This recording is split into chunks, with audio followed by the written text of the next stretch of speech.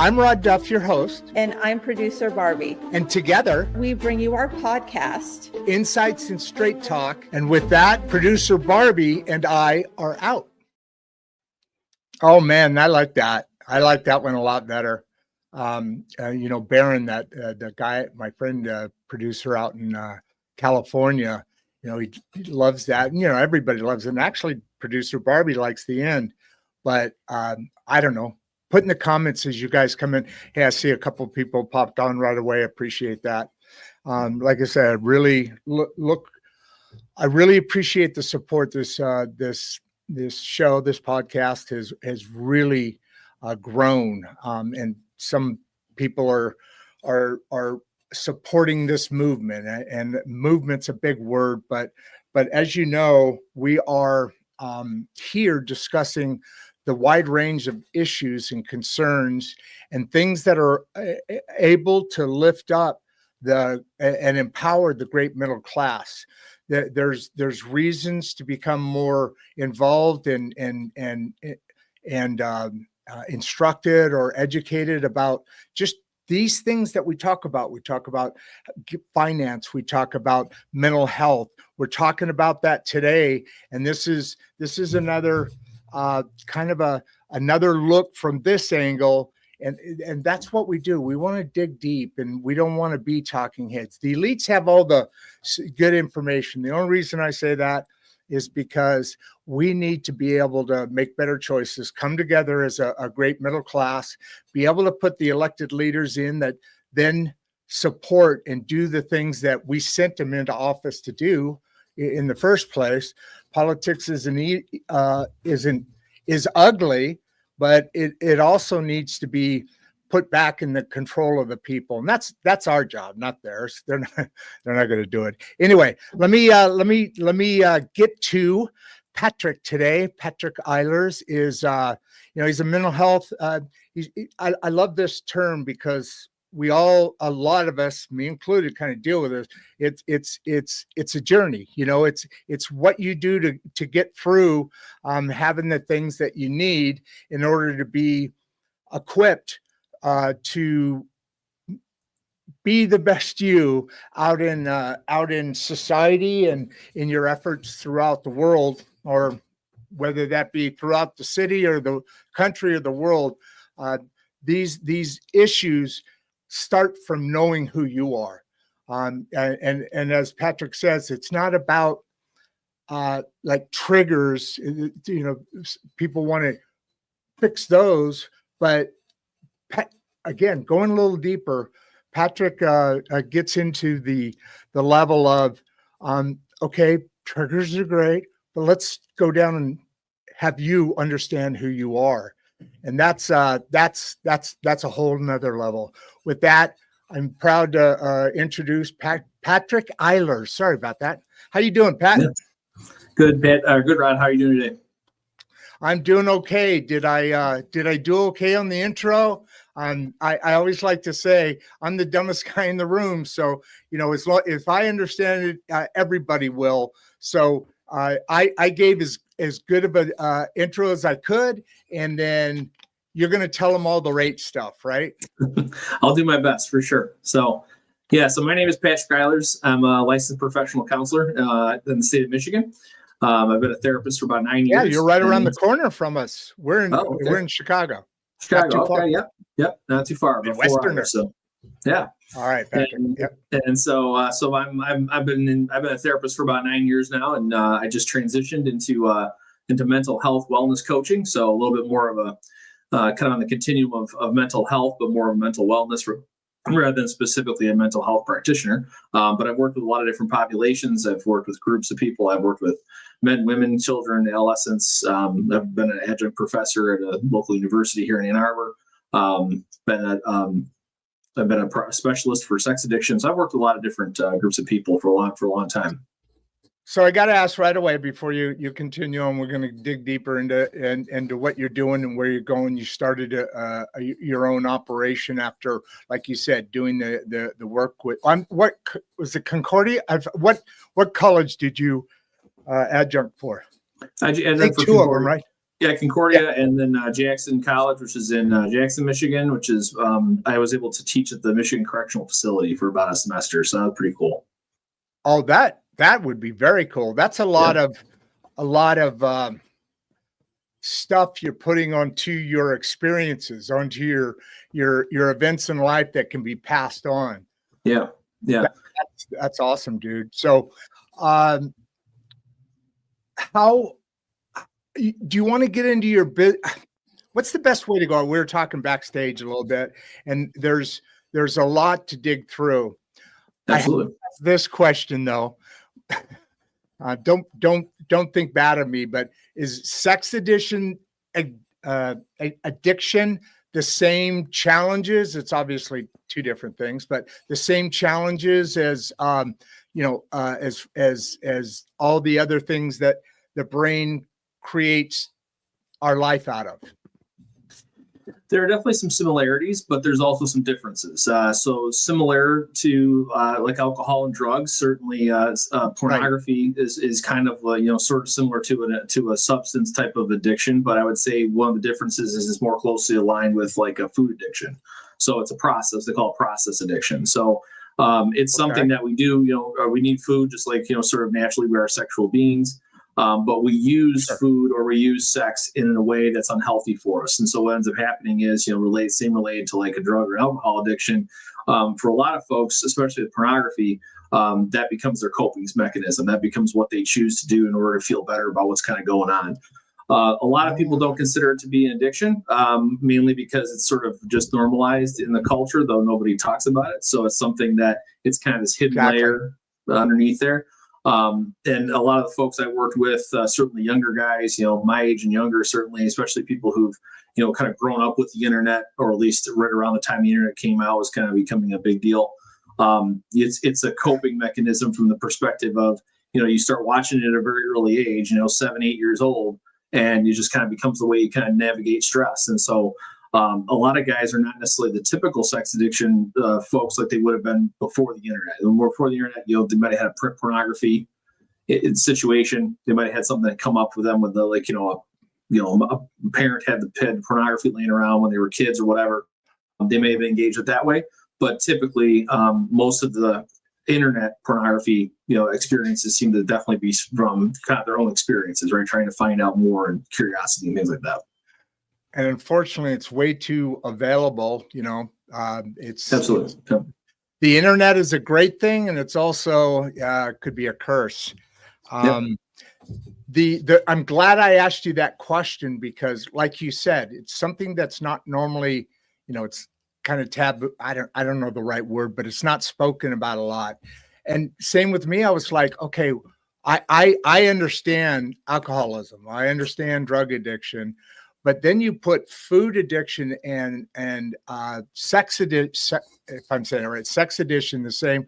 And that was really interesting because I don't know that I've ever thought about it in that way. I was always picturing it was something, somebody can't stop or something. But this is a real emotional trigger that people go to work both, obviously, all of them actually. Yeah. Right? Yeah. Yeah, it's the continuation of the building of it certainly is, associated with the brain. I mean, obviously the brain likes to do the same thing over and over again. So certainly there's pathways that we develop and create that obviously are part of that. But the initial reason why people typically get involved in pornography, especially is either a curiosity seems to be a big one. And then the other one is, sort of it's the fantasy aspect. You kind of talked about when we talk about the internet, it's everywhere. I mean, certainly with social media, it's not just fantasy. It's like sexual fantasy. It's fantasy across the board. It's fantasy of vacation. It's fantasy of jobs. It's fantasy of, sports, whatever it might be. And so I think we're sort of almost fantasy addicted in that sense. So there's a lot of cases where a lot of the sex addiction pieces kind of go hand in hand because people just are not breaking. They have a very intimate relationship with their device. The phone is particularly an intimacy that they have with somewhat greater intimacy than some other relationships in their life. Yeah, that's obviously wrong, and that's obviously a society moving in the wrong direction. What do you think? It's interesting. you've been tracking this. I mean, this is your mission. This is your life's work, and continues. You're a young guy. You got a lot that continues to grow in that. But obviously social media, I believe, you use the word not just sex fantasy, but living in a world of fantasy. And you see that more and more and more with society going that direction instead of the other direction. Those things shift pretty quickly, and there's already some things that have shifted. So hopefully this is a moot point, but how does that affect our society? And the younger, the more, because kids grew up, they were born with a phone in their hand, like you said, an intimate relationship. What digging a little deeper on that, and I've got a couple of questions here, including how do you approach mental health as a lifelong journey, but also kind of do both of those in that answer.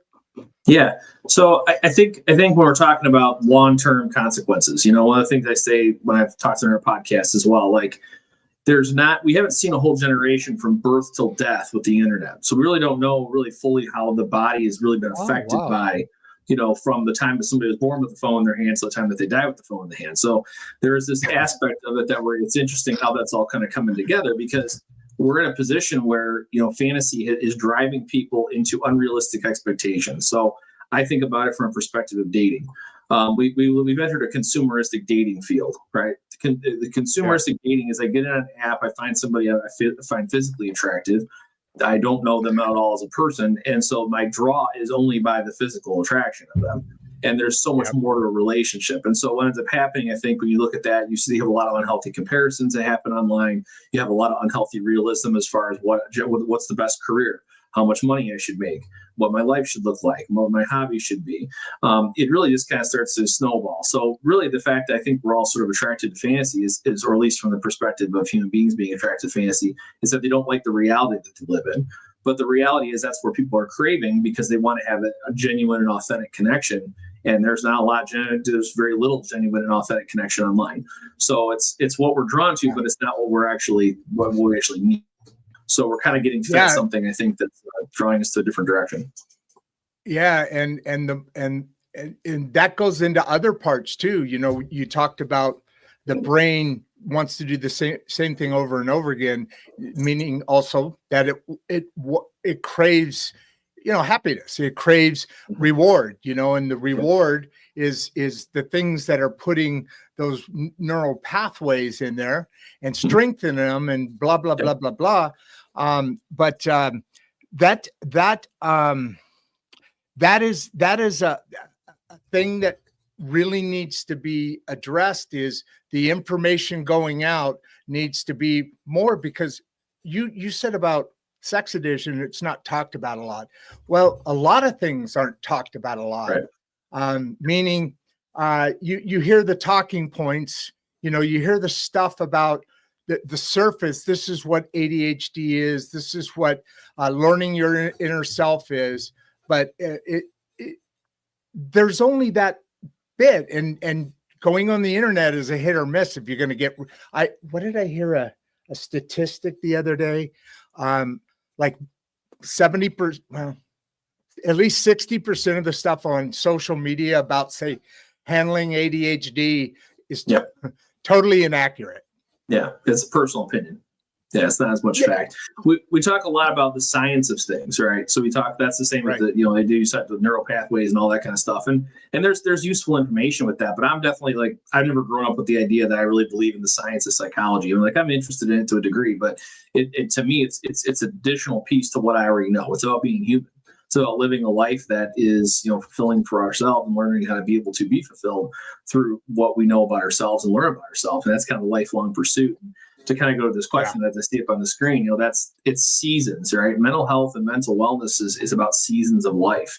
We're going to have seasons that are going to be incredibly fulfilling. We're going to have life that's going to be very much, we're going to pursue happiness. We're going to feel very fulfilled. And there's going to be seasons where we're going to not be fulfilled.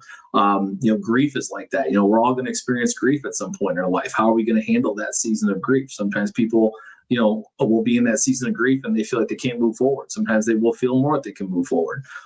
There's all different kinds of seasons of that. And so mental wellness is really about understanding that there's going to be a summer, a spring, a fall, and a winter in mental health, and each of those are going to happen at different points in our life. And what do we take away from learning from those seasons? And then how do we apply it? And then probably the third part to that is also then taking those and then how do we give back to other people?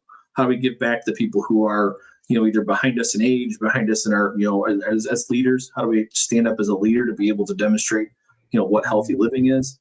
How do we give back to our, our friends and our family? So really it's about, I think, taking those seasons and being able to get the most we can out of them. First of all, I love the way you did I cut you off too soon there, buddy? No, you're good. No, sorry. I was just ready to this.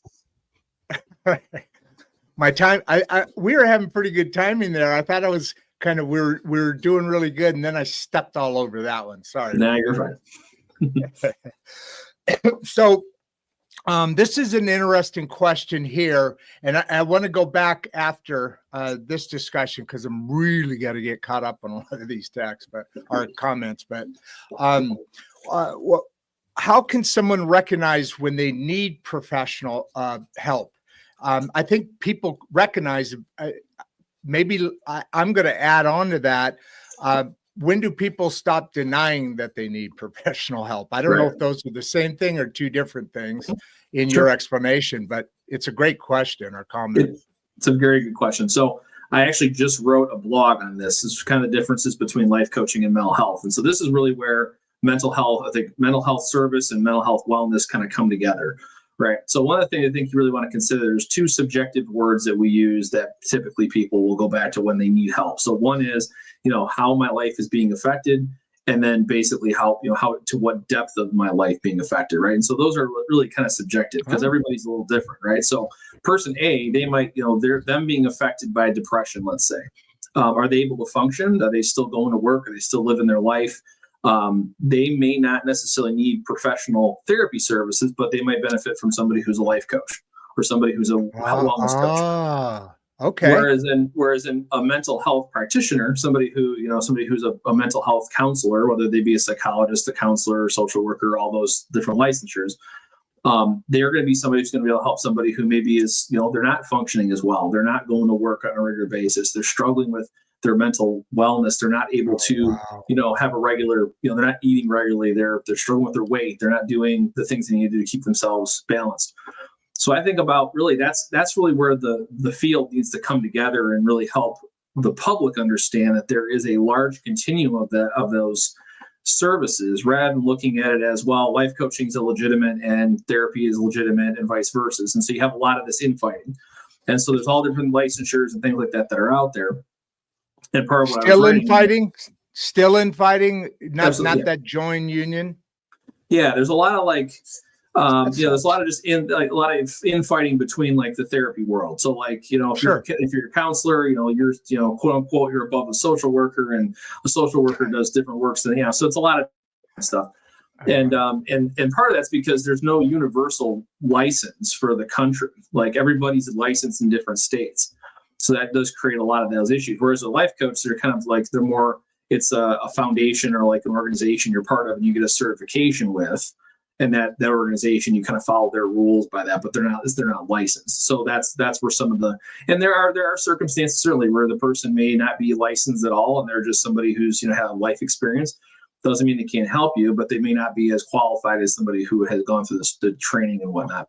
So that's kind of, I hope that answers the question, but basically there's really a continuum of services. It's not necessarily, so when you need to know is really, how you're functioning, number one, then number two, how affected are you by these symptoms that you're noticing? If you're in denial about those symptoms, that usually means it's a lot deeper than you actually. And another thing you can do is ask somebody you feel close to. Do you see these symptomologies coming up? My inability to function, inability to do the things that I need to do in my life. Wow.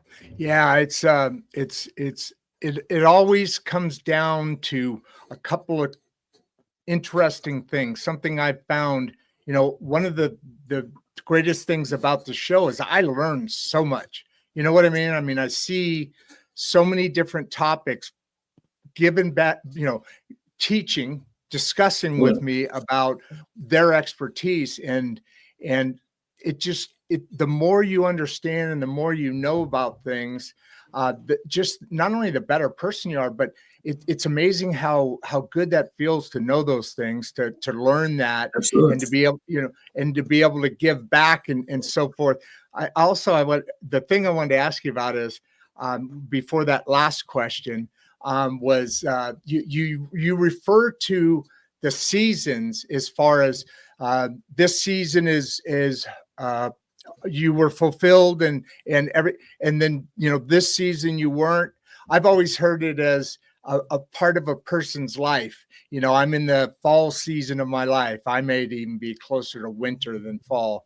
But I've never heard it that way. Is that a common and how does that come about? Like what are the 4 seasons? Just real quick. I'm just stupidly curious sometimes. Yeah. What are the 4 seasons? What are those mean? Yeah, I don't know if I've ever defined them in that sense, but I think if you looked at it from, just as a separation of the point of the it's thought. more of an illustrative point. Yeah. So like I would consider, there's probably a season of, fulfillment, meaning there's a, fulfillment could be, with children, could be with marriage, could be with job, just depends on where that is. That can also be simultaneous, being in the Midwest, right? We know these simultaneous seasons sometimes happen, right? We're in winter, but we're also in spring. So there's some fulfillment that also can be with grief. And so I would kind of associate winter being kind of with grief. But I think it's a really good idea, to try and define those a little more clearly, and that may look differently for everybody. I mean, I think part of it, how you define those seasons may very well be what speaks to you in that sense of like what you understand those to be. Like there's an artist, guy named John Foreman, he's the lead singer for Switchfoot. He did a solo album years ago where he actually did 24 songs and for a song for each hour of the day, and they're all divided up in seasons. So I think that's kind of where maybe I took some of that idea from him, was that same idea. There's different seasons for our lives, and so there's different experiences we have in that way. There absolutely is, and that's that is, again, that picture, the way you use that as an illustration was fantastic. I didn't want to pile on to the thing there, but I wanted to dig down a little bit deeper, and thank you for that. That was a great analogy. And here you in your bio, that people come on and they read things and say, oh yeah, this looks interesting, let's do that. You are am I right, a certified Christian counselor? I mean, you work within your faith, within also your work, right? Yeah. Well, so I have a background. So my background is my master's degree is in clinical counseling psychology. That's what it's called. And so basically I went to Moody Theological Seminary in Michigan. That's where I got my degree from. And every program is a little different. Everybody kind of has different perspectives on it. But for us, when we went to Moody, we kind of learned the theology piece of it on the background. So really it's more about like my own personal sort of view on, how do I know about theology? What do I think the world came from? Those kind of things. And so you bring that perspective into like your version of understanding psychology, because you can learn psychology from a lot of different perspectives, and there's tons of different schools of thought. So the question of kind of how do I mix theology and psychology? I mean, it depends on the client, really. Like if a client says, hey, they want to talk about theological things, I do have some of that ability to extend, from where my license or where my training is. So I do have that background in that sense, but it's not something necessarily that comes in and I force it in either. It's something that, especially with all the places I have worked, there were a couple places that were sort of Christian based, but they're not really advertising that. So it's it's really a client to client kind of thing. And again, if a client comes in and says, hey, I really want to focus on that. Awesome. Let's do that. We'll definitely be able to bring that piece to it. If not, then it doesn't take away from anything I'm doing either. A lot of the training is really about helping us understand kind of where we have a foundation working from. And so I'm working from a Christian perspective. So that's kind of where some of that's coming from. So I don't know if that answers that, but that's kind of what it does. I want to have you dig a little deeper into that last thing that you said about the approach. I just want to make a comment, and I would believe that the background of faith in those discussions, not pushing not getting all up in somebody's Kool-Aid, as a saying goes, but sure. But I would imagine those are much more not emotional, touching. You know, I assume that approach just has a natural difference to it. It's a statement. I don't know if that's a comment or a statement or a question, but it just strikes me different approaches that people like. And I know that when I've gone to church, it's a different vibe. People have a different look on their face. You know, there's a glow. That was the first thing when I got back into Christianity. Not that I've been out of it, but you know, actually active, right? Mm-hmm. So when I started, the first thing that struck me, it blew my mind, is, wow, all these people look really good. You know, they're fresh. You know, there's that feeling. Anyway, that's what made me think about the question that I asked you there. I don't know if it's. Go ahead. Address that. That's what I address that. I think you're right. I mean, I think there certainly is. I mean, I don't like using the word trauma. I think it's a little overused, but there's definitely a lot of church trauma that people have experienced. And so I think there's a piece of that where, you know, sometimes you're walking into a circumstance like, you know, again, you don't want to put that on anybody because you don't know what their experiences have been in church. Yeah. But I do think from a Christian perspective, I think one of the things I appreciate learning that, at least having that as a foundation in my training, was that it really gives me a perspective of, okay, like, you know, this is something I do believe this is where my faith lies. And it does apply to what, you know, the population of people that I could work with. But again, it doesn't necessarily take anything away either. So it's almost like another extension of tools. Like if you go to a different program, you're going to learn a set of tools within the realm of learning how to do psychological evaluations, for example. Then that's just another tool you have to your tool belt. So that's kind of the way I look at it. I mean, there's probably different ways people see it, but I think that for me, that's the way I kind of look at it. Is it's an extension of what I'm doing. It's an extension of my own personal, you know, faith, but it doesn't detract from what I do as far as being a therapist or being, you know, how much I can help you, depending on if, you know, where you want to go. That's what I want to do. My goal is to help you get to where you want to go, and I have the honor of walking with you in that. Wow, that's amazingly put. I really like. It was, as you were talking, I was going, yeah, this guy really is a very good conversationalist. I was reading some of your reviews and some of the other podcasts that the podcaster came back and said, oh, you know, and you get a little feel there. Man, dude, you speak very, very well. Very well. I appreciate that. Thank you. I appreciate it too. It's awesome to not hear me where I'm stuttering and stammering. That's a good mix with you, very clear and dialed in. So, like I say, I've learned so much because I have the access to very intelligent people with things that are relatable about things that are important. And that's the most awesome thing. I don't know if this question, what's the biggest challenge people face when starting therapy? I would assume it's just the first step would be the biggest challenge, time schedules or whatever else. But is there more to this question that you as an expert kind of, there's a stigma, there's I don't know, hiding from your kid. Well, I don't know, whatever. Yeah. Well, and I appreciate the question because I do think it is one that it is circumstantial to some degree. I guess I can give you a couple of different insights to it. So I think it depends on what you're coming for, right? So it depends on what has happened in your life to bring you to therapy. I think if you're a general practitioner, if you're somebody who kind of works with everybody, like I was in the past, I think what I've seen is that, you know, more people are coming in because, you know, they've had some kind of circumstance that has led them to having, you know, low mood, sadness, maybe some anxiety, you know, maybe they lost somebody, you know, there's something that happened externally to them, usually that kind of brings them in. When I worked with sex addiction, usually the typical person that would come in, again, some of that is external. So some of that is that this draws them into that sense.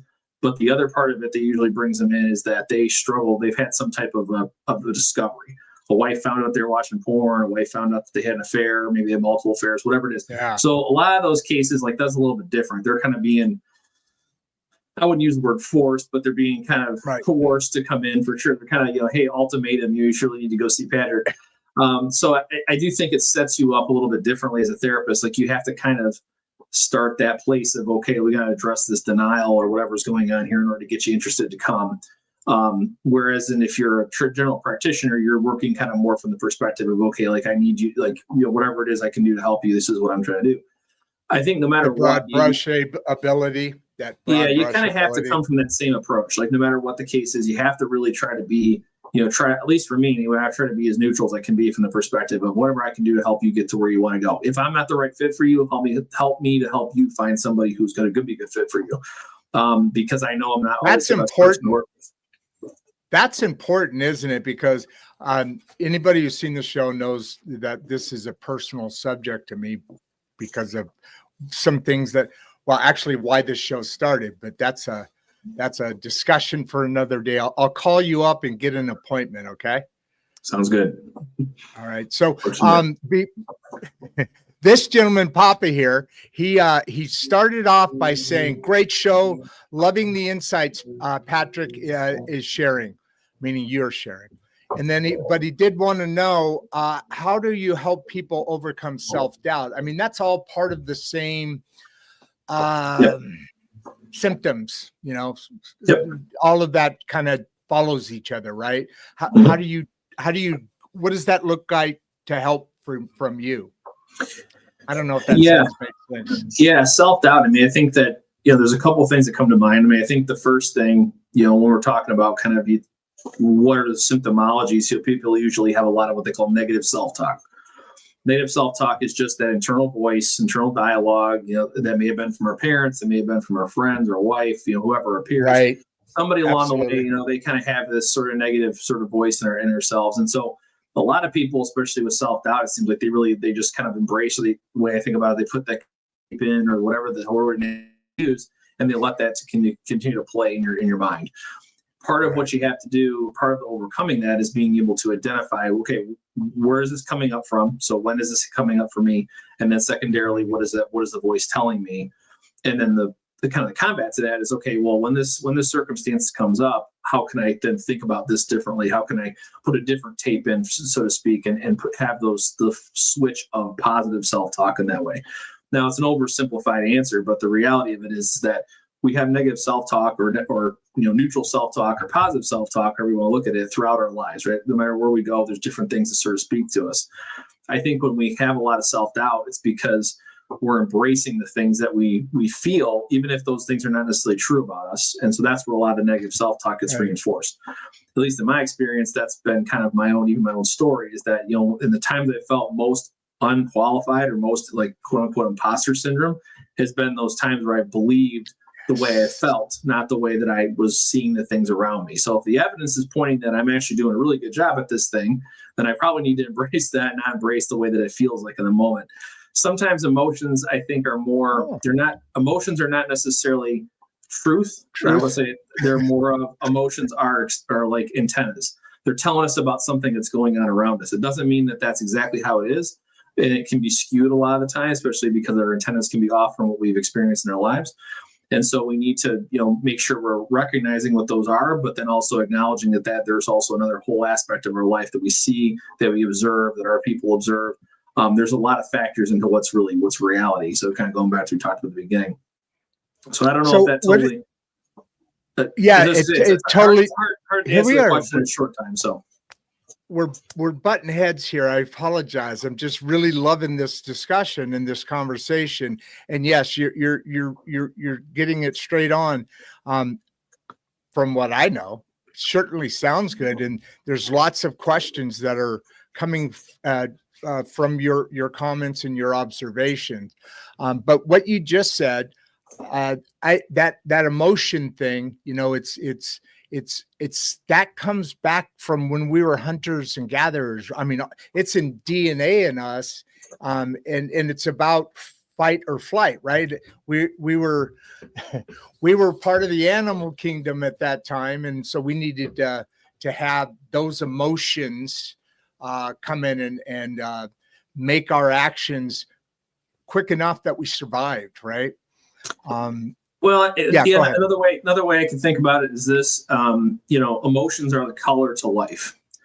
Otherwise, everything's black and white, and it's very logical. And so we don't have this sort of explosion of color if we just have black and white. Now, granted, everything would be a lot easier to figure out, I suppose, because it would either be right or wrong, yes or no.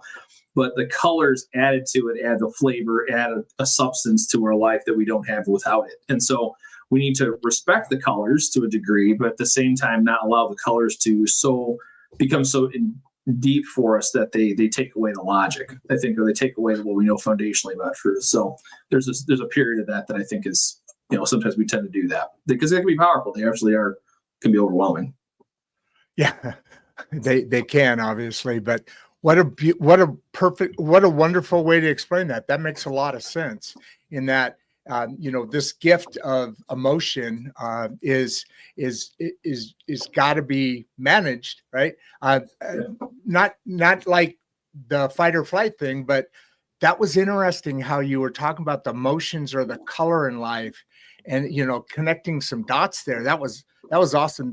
It's the color in life, and it complicates things, but otherwise we wouldn't be human because. Right? It's either black or white, yes or no. You'd be a punch clock, right? About everything. There would be very little. It would just be very structured to a degree where, and you see it, right? The person who kind of tries to shut their emotions off, they're very logical, right? They're a person who doesn't have a lot of, seeming to connection with their people. And part of that's because they aren't experiencing some of those colors, right? They're trying to dim their color, their rainbow down a little bit. So if you think about it that way. Wow. Oh shoot. I have a background called fruit salad that looks like a rainbow. I should have had that on for this show. I didn't know in advance. This is a great question here. What advice do you have for someone who's hesitant? So this is obviously, I'm assuming this is the person is hesitant about going.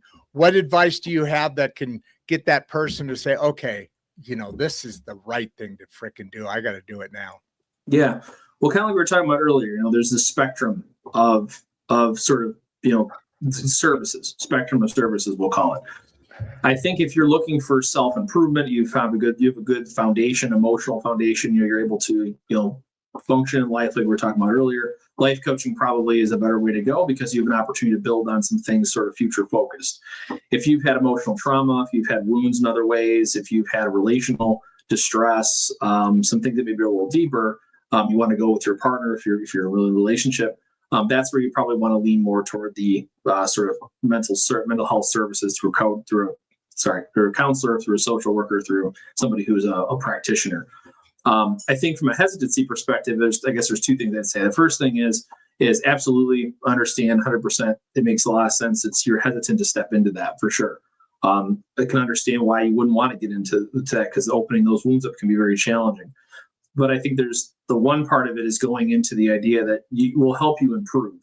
What I found is that, no matter what wounds we've been through, there's always something that's going to come back to us if we don't address it. So I've seen a lot of times in my career where people will, something will happen to them 30 years ago. They'll try to shut it off. They'll try to navigate it. They'll try to have an addiction covered up, whatever it is. And 30 years goes by and then something makes them slow down, right? There's something in their life that causes them to slow down, whether it be retirement, whether it be physically they can't move around. Maybe they have an illness or an injury. And all of a sudden the floodgates open up on all the stuff that they didn't address. Mm-hmm. So the sooner you can address it, the better, because you'll have an opportunity to be able to explore it and navigate with support and help, which is what the therapists or life coaches are doing. The other thing I'd say is that don't the first person you choose is not the first person you have to stay with. You can disclose as much as you want to disclose going into a scenario. Now, granted, a therapist, if you go a therapist route, they're going to want to get certain kind of information from you to be able to help you get a sense of your story. Now, granted, you can be able to share as much as you want to share. They're confidentially bound by HIPAA, so they're not going to share any information outside of it. But if you say, hey, like I did this first session and we didn't really click, finding somebody else is perfectly acceptable. Most therapists are going to be open to the idea of somebody who it's suggested, it's encouraged, right? I mean, I went through that. I went through that once. After you're done, I'll tell you my little story. Yeah, if you're a therapist, the idea is that if you feel like you can't work with the person for whatever reason, and you think it's an ethical thing, the best thing is to refer them out. Now, if you're a client, you come in, you don't feel like you're a good fit for the therapist, then by all means find the person you feel like you're going to fit well with. That may take a little bit of time. But it's just like finding a doctor. You may not find the first doctor you like working with. You might not find like the first chiropractor you work with. You might not like the first physical therapist you like working with. It's the same rule applies here. So, don't give up on the first person that you work with. It doesn't mean that everybody's going to be the same. So finding the person that's a right good fit for you, maybe you do a couple intakes with different feeling for who you think is more a better fit. The worst thing you can do is go into it, find somebody you don't like working with, and then dread the experience, and then it ends up turning out to be an experience you don't like doing. So I would recommend not doing that if you can help it. Absolutely. I totally get that. And I told you I have this subject is important, whatever, anyway, but to me, it's also important. You saw producer Barbie earlier. She actually, and besides some professionals, it's always good to have a good support team around you. And actually, producer Barbie got me through some time there, and then I led into professional support. But the first person I went to, she was kind of sort of fresh out of college, and it was almost like she wanted me to be her friend, and nothing wrong. She didn't do anything wrong. It just, after a while, I thought, man, I'm more qualified to be a therapist in this case than you are, because she would always have to look things up. So I agree with you. Not everything out of the gate is right, but then find another one and that works. It's the world of difference. I mean, you need that you need that flashlight in the dark room to help you get through it. And there was that point starting off. I never thought I was gonna ever be able. There were times I couldn't get out of the apartment, right? That thing you were talking about earlier. And I never thought I would ever be normal again. And the reason I had a less stressful recovery, let's just call it that, is because Barbie kept promising, you're going to be better. You're going to get better. You're going to get better. You're going to, and it took a while, but all of a sudden I said, oh, okay. I can go out now. I don't have that. So it's so important to get professional help and to have somebody around you, right? Yeah. Can I address that real quick? Cause it kind of goes and it ties in with what you're saying. What I said, or what's on the screen? Yeah, with what you said. Yeah. So one of the analogies I think about is the first time you go through something, right? Whether it's depression or it's anxiety, or the first time you really experience it and you have those moments that you said where you're not able to function, it just feels like, when are you ever going to be normal again? I think about, and again, being Midwestern, you're about the Great Lakes and some of those kind of things. I think about being on the boat in the storm when the lighthouse is out. You can't tell the difference between the light or where the shore is and where the water is. It's all dark. Wow. So the first experience you get with therapy is you're not going to know where to stop because you don't know what that is, but the therapist is helping you build your lighthouse. So that the next time when the storm comes and you go back out to sea and you come back near the shore, you'll know where the lighthouse is. You know how to be able to go back out to sea. That's my analogy I use when it comes to being the first experiences going into therapy. It's going to feel that way because that's scary. Absolutely. But when you're in that space, you got to build the lighthouse because no one's going to be able to build it for you. And so that's the part where, it's the darkness. It looks just the same. But when you're able to finally find that distance there, it makes a huge difference. Yeah, no kidding. It's that was a great analogy. Great pictures. I like pictures in my mind when people are talking, when you create that picture in your mind. And I get it now. Like I said, I never had any idea. I was in the dark. I used the word flashlight at one other point, and you used the word lighthouse. A lot bigger and better, but same concept. You got to be able to get your path. Now, I talk about having friends, and I have talk about having producer Barbie, be my support, my sister, my kids, my grandkids caused it to start. Whoops. They gave me that new reason to be like, oh, hell. Because I had gotten to a point, you talked about stuffing things in.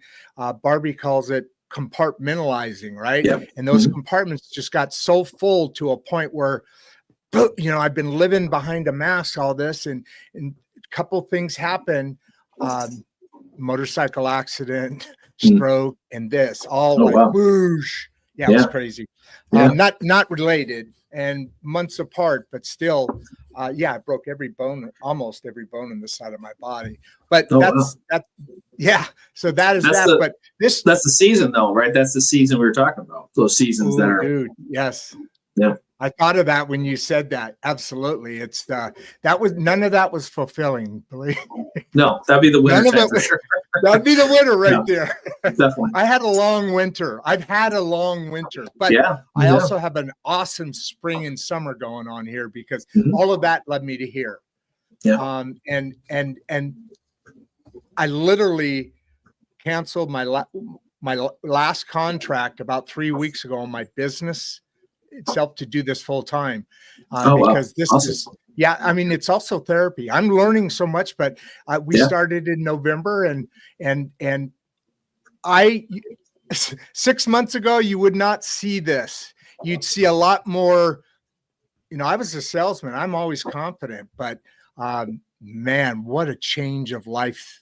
And then thank God I have people like you out there, that and your approach is really, really good because it's about finding out who you are. That was my experience. I actually, producer Barbie actually calls it be comfortable with Rod. I used to use a nickname JR, and there's a lot that you could probably unpeel out of that.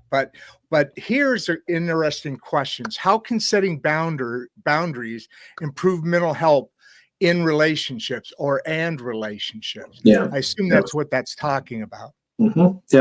Yeah. Boundaries is a word that gets thrown around a lot, but it doesn't necessarily translate into what that really sort of means. So I guess I'll break it down as simply as I can. So boundaries, and I'll use an example that I use a lot when I talk about sex addiction.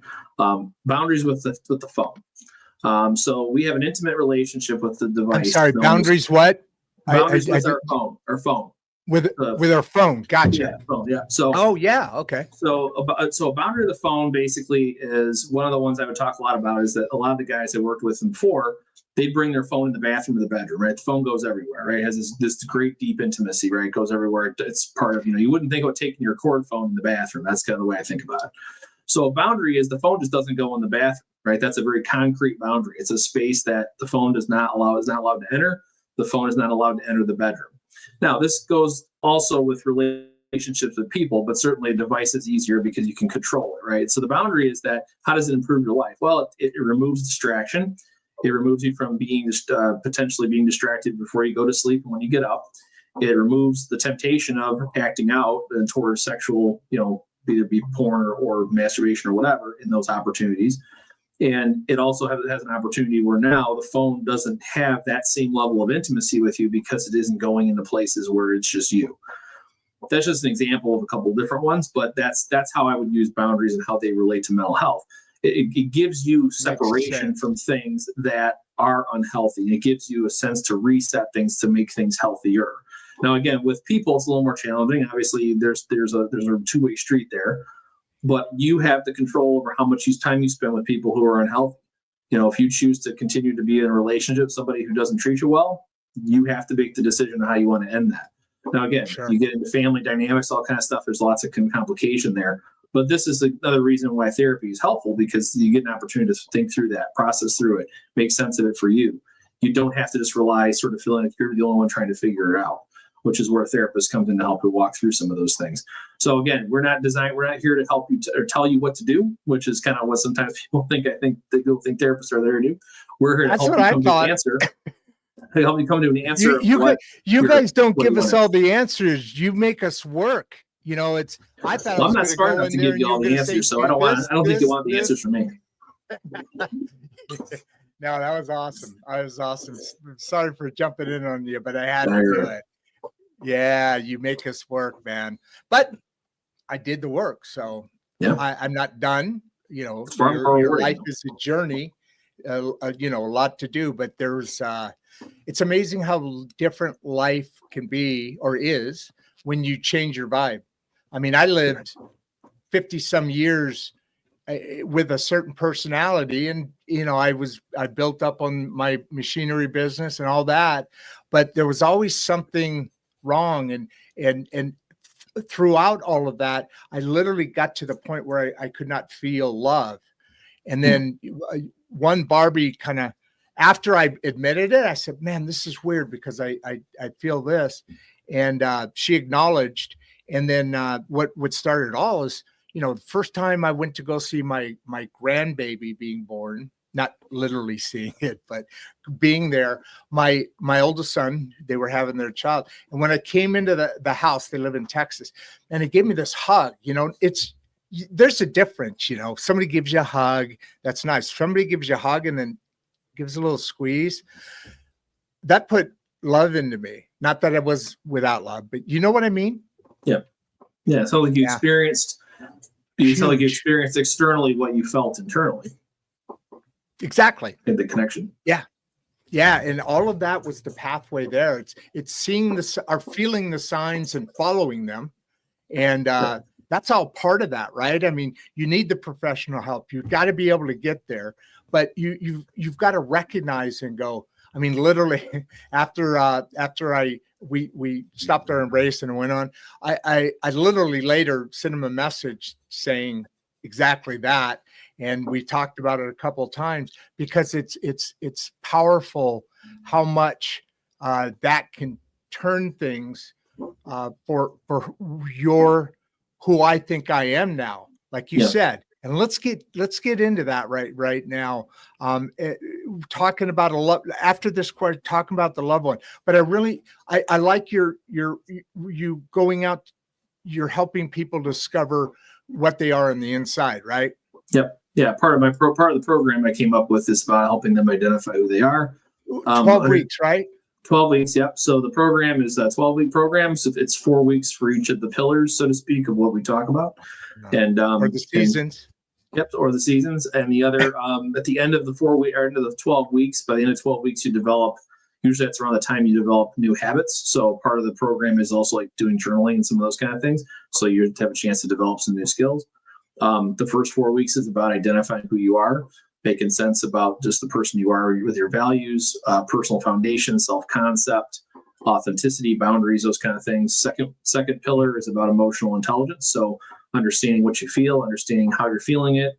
How does that relate to my relationships? Emotional awareness is a part of that. Social intelligence. And then the last 4 weeks is about communicating assertively, communicating effectively, dealing with difficult conversations. And then the last week is about kind of tying that to a leadership component. We're all leaders in some ways. So how do we lead by example? And I use a lot of the same kind of things that like the NFL teams typically do. So adapting to things, learning from our mistakes, seeking how we can continue to get back to people.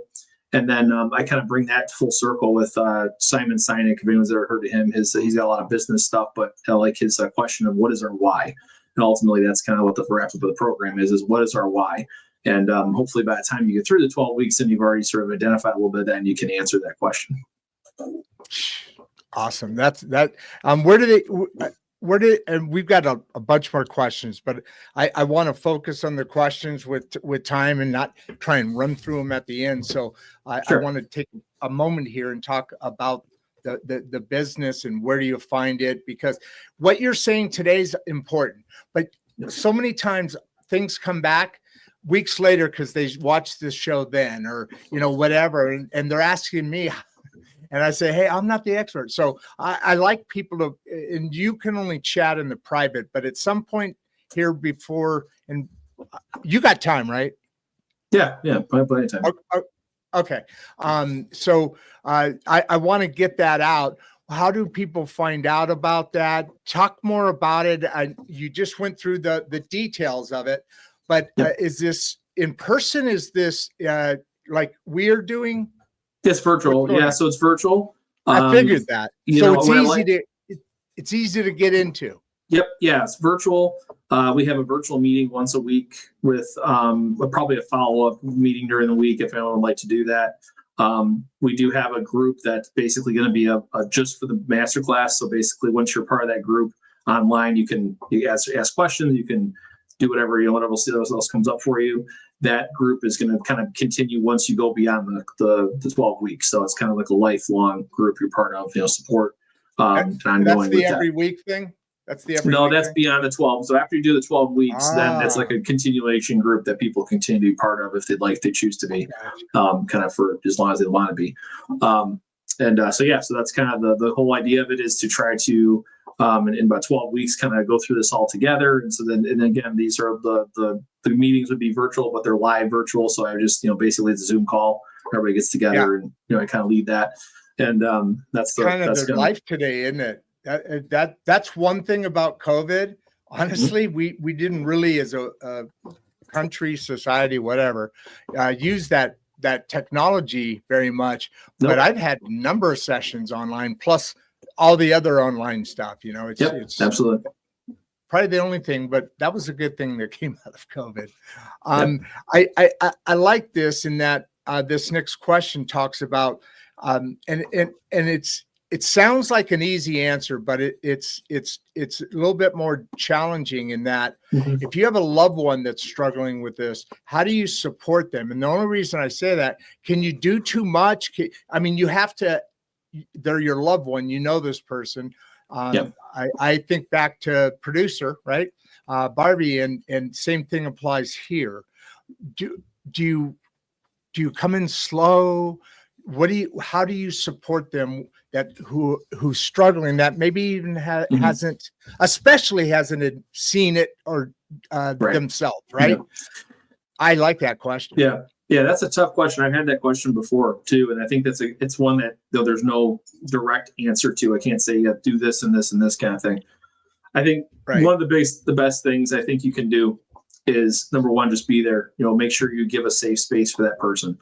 Not judgmental as best you can, to try just to hear and listen to what they have to say, listen to what they're experiencing. They may not tell you a lot, but what they are telling you, are you able to sort of hear it and reflect it back to them? So basically a good way of thinking about that is, I hear you saying this, sounds like you're really struggling with this particular thing. What are some thoughts you have about that? And really kind of trying to give them support as best you can in those moments. And if that conversation is going well, then maybe there's somewhere along the way you can kind of interject something about, you'll support them if they need to say, talk to anybody or need some support or whatever the case is. I think like with things like addiction, that's a little bit more challenging, because sometimes that's a real denial, and it can create a lot of, chaos and negative responses and things like that. That's a little more challenging. Certainly with addiction, at least with sex addiction, usually the people who are struggling with it don't even see it as being an issue. So a lot of times it's about, maybe it's a marriage related or a relationship related. Hey, I think we're really struggling together. Would you be interested in going to get some counseling together or support together or coaching together so we can be able to improve this relationship? But most of the time with that's a little more challenging than like somebody who may struggle with depression or anxiety or something like that. Yeah, it comes from two different places. Yeah. If you're struggling with anxiety or depression, your life is like, help me, Yeah, you're a little more open to it. Yeah, exactly. The addiction thing, now it's the other way around. You're defending it, probably. Especially if you're still actively an addict. What about daily practices? This is a great question. What about daily practices that people can use? And I assume this is part of your 12-week program. 12-week, right? I said that right? Yep, 12 weeks, yeah. Yeah. So I assume the knowledge in this is part of that program. But what about like a daily, any examples of just a daily practice that kind of sets you in the right way? I don't know why I'm snapping my fingers, but it's to be in sync. You got to be in sync with things, right? For sure. So, so I think a couple of things I could think of. Number one, you probably hear this a lot from people who are mental health practitioners, but basically, journaling is a pretty big one. But journaling, what I always say is, don't journal like we typically are taught to journal, right? Don't free associate. Find a journal or find a way to journal that's going to be specific to you, asking the right kind of questions, finding the right kind of prompts. There's all different kinds of journals out there. There's ones that are basically like a emotion card. They have an emotion on them, and they give you some prompts about that emotion, so you can think more about that emotion. Sometimes there's ones you can get on Amazon about specific symptoms. So journaling's a big one. The other one I would say too, and there's a couple of different ways you could do this.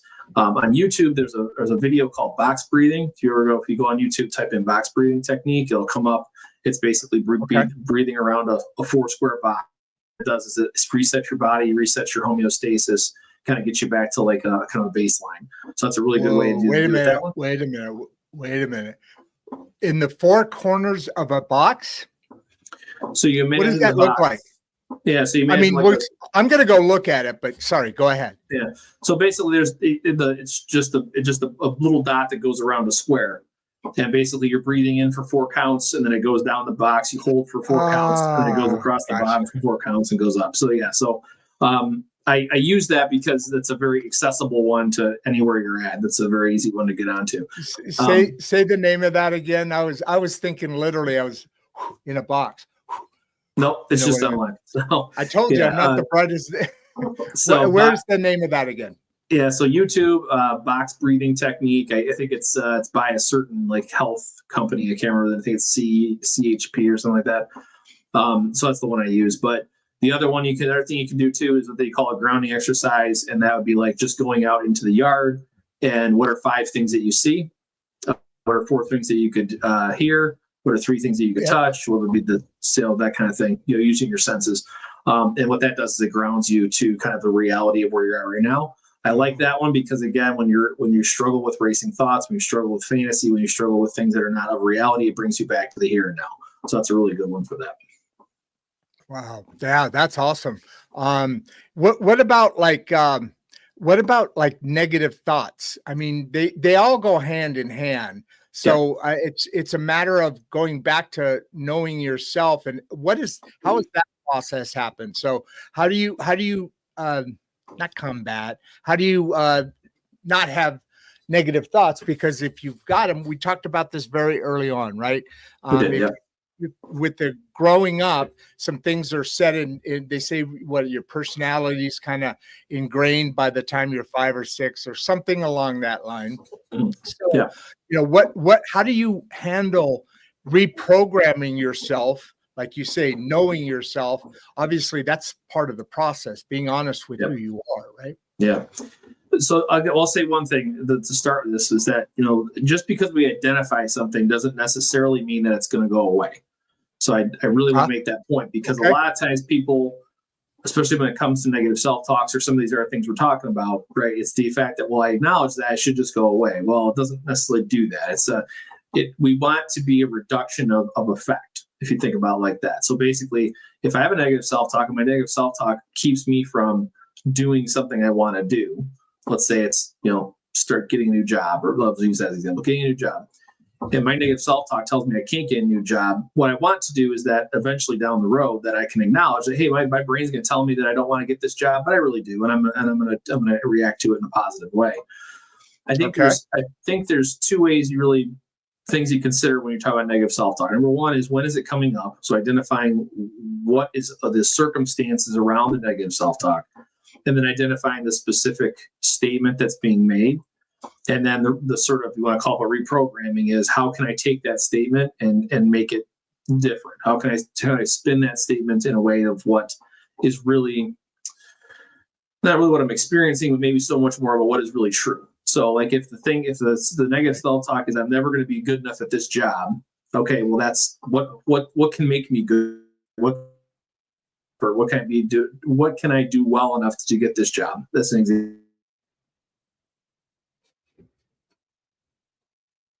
I think we got a little. Hey, Patrick. I think I'm going to have to freestyle for a minute here. It looks like his reception is, all this technology is awesome, and then we depend on it, and then it becomes something we depend on. So when something happens, it happens. It's, life happens. So just on this question here, and I'm sure he's going to have to drop out. Can you drop out and come back in? You just use the same link. This happens every once in a while all around the world. We do interviews all around the world, and depending on the situation, sometimes this stuff happens. And so if we look at how can somebody differentiate between everyday stress and a deeper mental health issue, that makes a lot of sense. I think it's, and again, okay, good. He dropped off. He's coming back. Oh, there he is. Oh, you saved me. You saved me. I thought I was going to have to sound like I knew what you were talking about. Dropped off. I'm sorry I about was, that. oh, no That worries. happens once in a while, but it's just like I hate when it does it when I'm in the midst of something. Yeah, no, it does. I've had several situations where all of a sudden in the middle of a sentence, somebody will then say, "Hey, I can't hear you," or whatever. Yeah, so I've learned to just roll with it. And Okay. my only fear, I was just starting to tackle this question on the thing, and I think I would have done a pretty good job. But I'm sure you're going to see this video again, and so you would have. I was saying, hopefully he'll come in and say the real things. This is what I believe, something like that. Okay. So what do you think about this question? What's, the difference is, I think, how you react to it, right? Like if you have everyday stress, everybody has that. Mhm. Anything is stressful. Change is stressful. Buying a house, good things are stressful.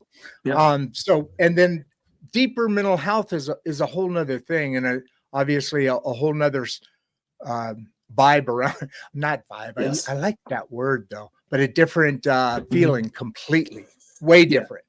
Right. Before I answer that though, to make sure to answer the one previously, I don't know how I want to cut out. I just was saying that when you write out the negative self-talk, it's important to then address the positive response, or at least the switch to it. Trying to find a different way to word that, or trying to find a way to be more focused on. Again, it's really hard to kind of do that live. You kind of have to work through what I have to actually have an example one in front of me, but so that's hopefully that addresses that. But yes, differentiation between everyday stress and deep mental health issues. I think the one thing I would really think about is persistence. So again, everyday stress is going to be part of all of our lives. Like you said, we're not going to be able to escape stress. In fact, actually, some stress is probably good for us because it motivates us to do things that we need to do.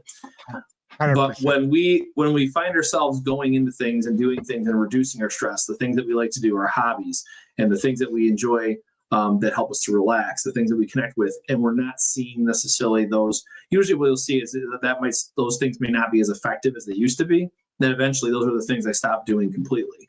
So it's really about, when do I start to change those behaviors? And when I start to get away from the things I used to enjoy because I'm overly stressed, and they're not helping me like they used to do, and they're not affecting me the way that I had experienced in the past, that's probably when we want to start trying to explore as a possibility that's here.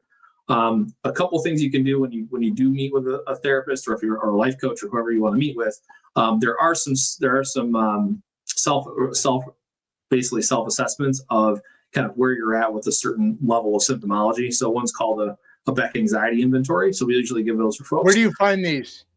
Well, they're not usually. I don't know if they're accessible online. Well, I think there might be, but I'd have to give you the website. But I don't. They're basically like, they give you an idea of whether or not are you feeling high stress, low stress, high anxiety, those kind of things. And again, therapists and life coaches can kind of help you navigate that and give you an idea if this is something you want to work on more. If you are, let's say that you're still feeling pretty stressed and you just feel like you would like some guidance in that. I think, again, that goes back to our services part of the conversation, where that would be more of a life coach type of role than necessarily a mental health practitioner role. It just depends really on kind of what the symptomologies are.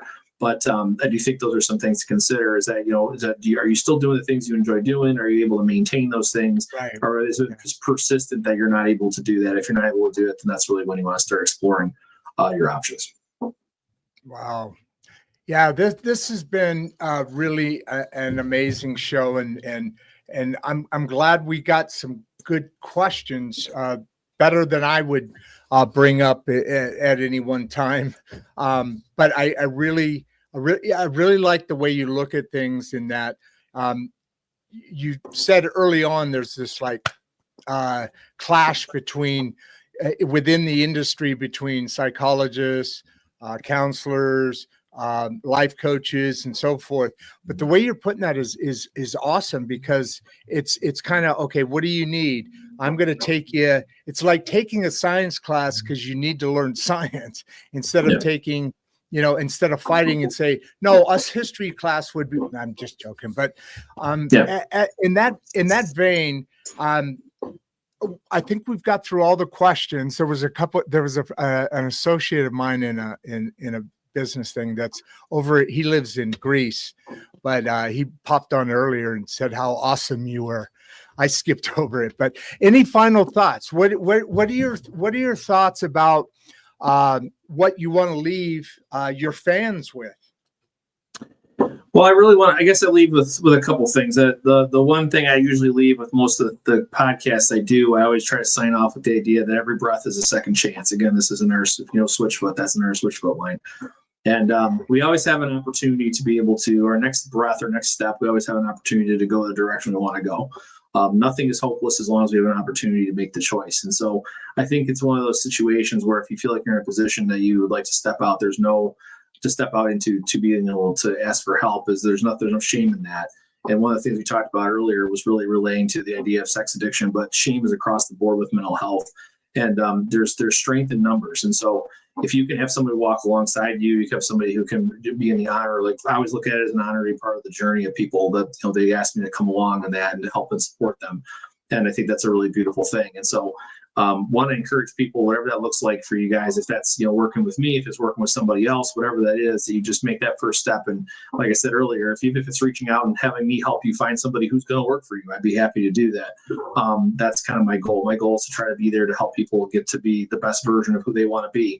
And so I'd like to think that I continue to do that. And so one of the things I guess I'll leave with people is that, there's no really, like I said, there's no shame in that, but there's also the fact that we are continually all evolving and growing and learning. So we're all on a sort of our own continuum. We're all in different seasons again, so to speak. And so embrace the season that we're in and learn from what you can in those moments, even if it's really challenging. Wow. Inspiring words, inspiring ability to vocalize the thoughts that need to be received by everybody out there, and such important stuff. Why don't you give a wave to everybody? I'm going to send you in the green room. We're going to go over a couple things, and then we have the video at the end there. All right. Sounds good. Thanks so much. Been a great pleasure. Great job, Ian. This has been a lot of mental health is out there, and a lot of people, talk about it, but your perspective, your drive to the inner, knowing the inner self, I know for a fact is dynamic, and it's not used enough, my friend. Well, I appreciate that. Thanks so much. You bet. See ya. So the subject here is, as you guys all know, is no small thing. And he talked about stigma, and I know we could have got into a whole nother slice of this discussion, because there is a thing about people not asking for help. And we had a show a few days ago, and you see this a lot in the military. That's kind of where it started to come out, because men, and I hope this doesn't sound sexist, but I think men have a much more difficult time to admit they need help and so get it. It's a weakness, I can handle it. I can make, you always hear those stories of a man sitting in silence, going through the battles in his head and having to deal with that in silence. There's some really neat content out there about that. But coming in here at the end is Clayton saying, love the episode. So much to learn from Patrick's experience, and I couldn't agree with you more. So we're going to wrap it up here. We've got another couple shows tomorrow. I'll send out the information in the morning, on my marketing stuff that I do. You guys seen the content stuff. I do a lot. But I'm just having a blast, man. And like I always say, I love you guys. Thank you so much for the support. If you see somebody that you don't know, wave to them. There's a connection there. Give somebody a compliment. That changes or improves no matter where anybody is. When you get a compliment, it does something to you. The emotional human species it's important. We're social species, and so we should be communicating. We haven't been for so long. We've been driven into different, divide and conquer stuff. With that's, and governments do that. That's how you control right? The people and how you keep them. So let's keep getting information. Let's keep coming together. Let's keep seeing these things that we know are issues and be able to address them. I'm Rod Duff. Today, actually, yesterday, second show, Barbie was co-hosting. We were doing some stuff. Go check that out. But at this point, this is Insights and Straight Talk. I'm Rod Duff, your host. And with that, I'm out.